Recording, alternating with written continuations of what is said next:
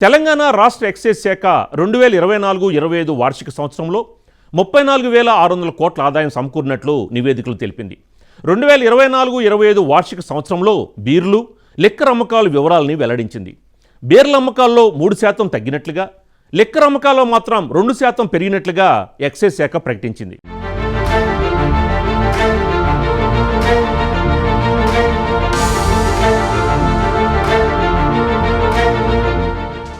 రాష్ట్ర ఎక్సైజ్ శాఖ 2024-25 వార్షిక సంవత్సరంలో 34,600 కోట్ల ఆదాయం సమకూరినట్లు తన నివేదికలో తెలిపింది. గత సంవత్సరంలో 34,800 కోట్ల ఆదాయం సమకూరినట్లు వెల్లడించారు. గత ఏడాది 264 కోట్లు వైన్ షాపులకు వచ్చిన అప్లికేషన్లకు నాన్ రిఫండబుల్గా వచ్చినట్లు పేర్కొన్నారు. అందువల్ల ఈ వార్షిక ఏడాదిలో ఆదాయం తగ్గినట్లుగా కనిపిస్తోందని, కానీ ఈ సంవత్సరంలో కేవలం అమ్మకాల ద్వారా ఆదాయం పెరిగినట్లు వెల్లడించారు. బీర్లకు సంబంధించి 3% అమ్మకాలు గత ఏడాదితో పోలిస్తే తగ్గినట్లు వెల్లడించారు.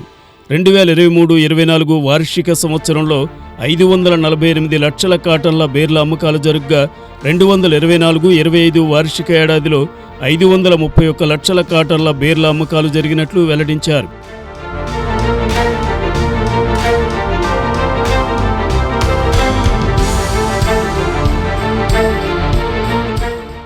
జనవరి నెలలో యూబీ కంపెనీకి చెందిన కింగ్ ఫిషర్ తయారీ నిలిపివేయడం, బీర్ల ధరలు స్వల్పంగా పెరగడంతో బీర్ల అమ్మకాలు తగ్గినట్లుగా టీజీబీసీఎల్ అధికారులు తెలిపారు.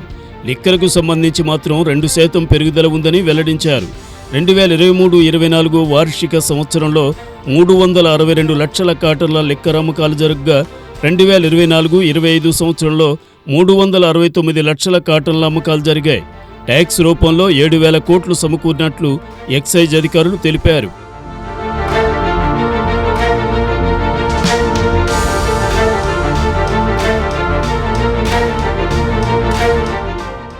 ఆదాయ మార్గాల పెంపు గురించి యోచిస్తున్నట్లు ఎక్సైజ్ అధికారులు అంటున్నారు. ఇందులో భాగంగా నిరుపయోగంగా ఉన్న హరిత హోటల్లో బారు ఏర్పాటుకు ప్రతిపాదనలు చేస్తున్నట్లు వెల్లడించారు. ఈ అంశంలో సోమవారం మరోసారి ఎక్సైజ్ పర్యాటక శాఖ మంత్రి జూపల్లి కృష్ణారావుతో ఎక్సైజ్ అధికారులు భేటీ అయినట్లు తెలిపారు. పుణ్యక్షేత్రాల ప్రాంతాల్లో ఉన్న హరిత హోటల్స్ మినహా రాష్ట్రం అంతటా ఈ ప్రక్రియ చేపట్టే ఆలోచనలో ఉన్నట్లు అధికారులు వెల్లడించారు. ఇలాగైనా నిరుపయోగంగా ఉండి నష్టాల్లో ఉన్న హరిత హోటల్స్ ద్వారా ఆదాయం సమకూరుతుందని అంచనా వేస్తున్నారు.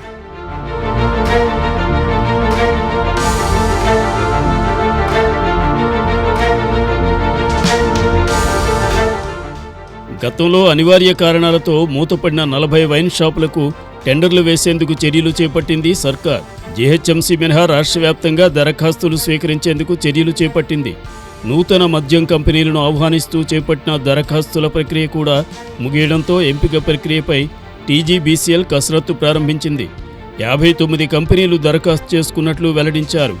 ఎక్సైజ్ ఆదాయ వివరాలు పరిశీలిస్తే గత 2 సంవత్సరాలతో పోలిస్తే ఆదాయం పెరగలేదన్నట్లుగానే తెలుస్తోంది. 2021-22 వార్షిక సంవత్సరంలో 3,500 కోట్లు పెరిగి 30,733 కోట్ల ఆదాయం సమకూరింది. 2022-23 ఆర్థిక ఏడాదిలో 4,362 కోట్లు పెరిగి 35,145 కోట్ల ఆదాయం సమకూరింది. గత 2 సంవత్సరాల కాలంలో ఆదాయం స్వల్పంగా తగ్గుతూ వస్తోంది.